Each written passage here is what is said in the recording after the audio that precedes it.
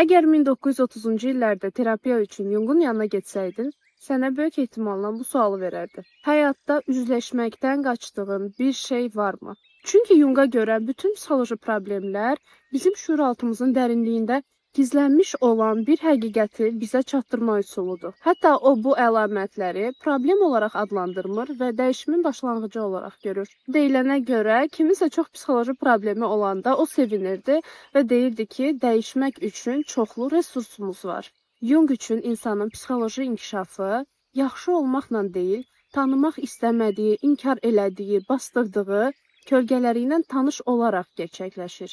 Onun fikrinə görə şəxsiyyət bir bütövləşmə prosesidir və bu prosesin içində həm ağrı, həm də ziddiyyət olur. Yəni əslində o insanı öz ağrılarından, öz problemlərindən azad eləməyə çalışmırdı. Həmin problemləri öz şəxsiyyətinin bir parçası olduğunu göstərməyə çalışırdı. Mən şəxsən Jungun bu baxış açısını çox sevirəm və öz terapiyalarımda da istifadə edirəm.